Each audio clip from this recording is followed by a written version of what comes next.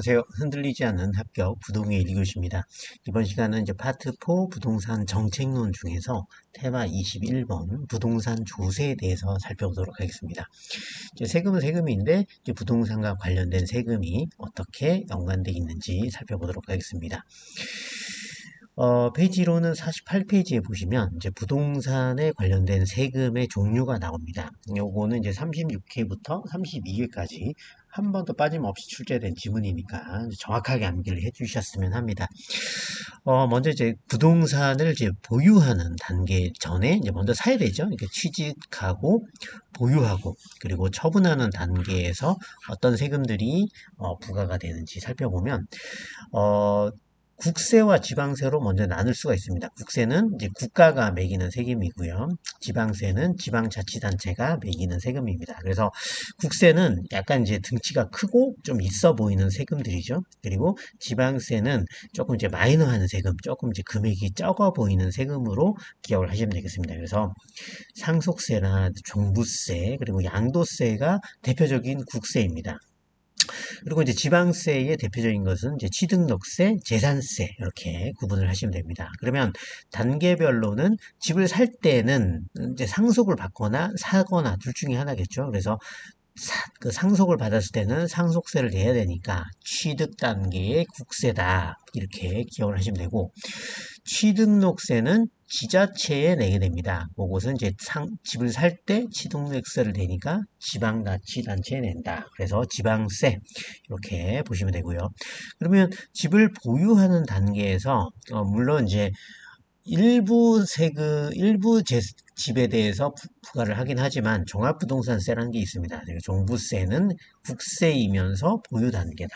그리고 재산세는 지방세이다. 보유 단계에서 부여하죠. 그리고 팔 때는 양도소득세가 나온다. 그리고 참고로 보시면 취등록세는 비례세다. 비례세는 뭐냐면 이제 금액에 비례하는 거죠. 그리고 소득에 무관하게 부과한다. 금액에 비례해서 부과는 비례세다. 그리고 재산세와 종부세는 부가징수하는 세금이다. 부가징수가 뭐냐? 국가가 알아서 세금 고지서를 날리는 걸 부가징수라고 합니다. 그래서 재산세와 종부세는 알아서 고지서가 날라옵니다. 그래서 부가징수하는 세금이다. 기억해 주시면 되고요. 그 다음에 참고로 부가가치세는 국세입니다. 자, 되셨죠? 세금의 종류에 대해서 살펴드렸고요. 자, 그 다음에 페이지 48페이지에 보시면 세금의 전가와 부담이 있습니다. 그 세금을 누구한테 전가하냐, 그리고 누가 더 부담하느냐, 요건데요.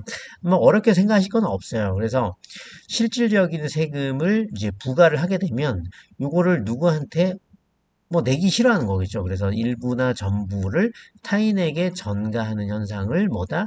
조세 전가 이렇게 보시면 됩니다.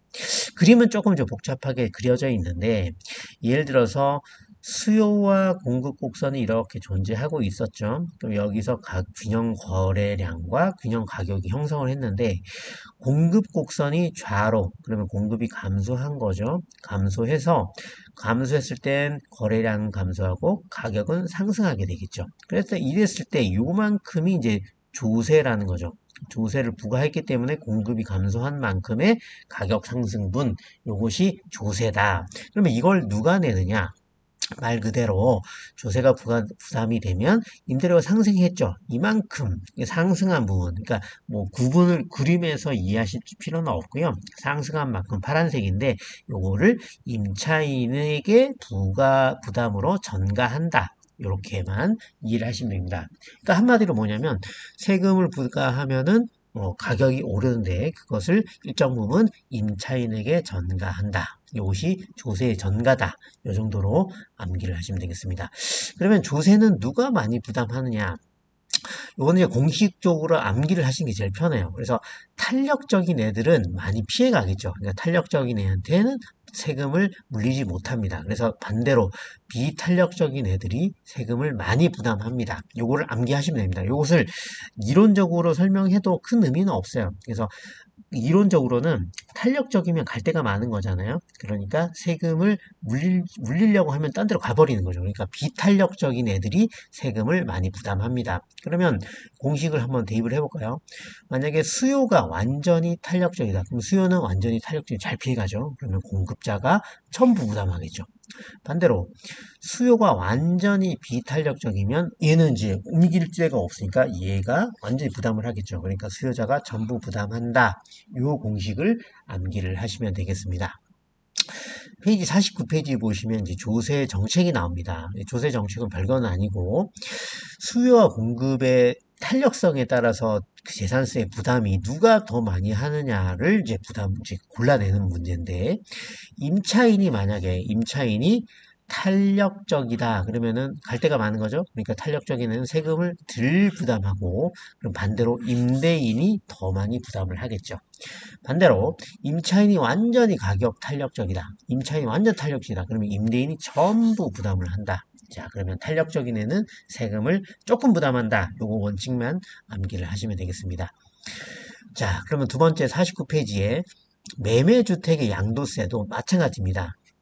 매도인에게 이제 양도세득세가 많이 올라가면 매도인 입장에서는 세금을 이제 올리는 거죠. 매도 입장에서 가격을 올리게 되는 세금을 많이 내야 되니까 제시 금액을 올리게 됩니다. 그러니까 더 비싸게 판다는 소리겠죠. 그러면 세금 자체가 매수자에게 전가되는 효과가 있겠죠. 그러면 매수인은 이전 거래보다 많은 대금을 지급하게 되는 거죠. 비싼 가격으로 사게 되는 거고 세금을 납부한 후 매도인이 가져가는 현금은 이보다 적어진다. 이런 내용입니다. 그래서 양도세가 부과되면 주택의 동결 효과가 발생한다. 그리고 동결 효과가 뭐냐? 주택을 안 파는 거예요. 주택을 안 팔거나 연기하는 게 동결 효과다. 그러면 양도세가 부과되면 동결 효과가 오고 주택의 공급은 감소하더라. 이것이 핵심 키워드입니다. 그러면 공급이 감소하면은 가격은 상승할 수밖에 없다. 이렇게 이해를 하시면 되겠습니다.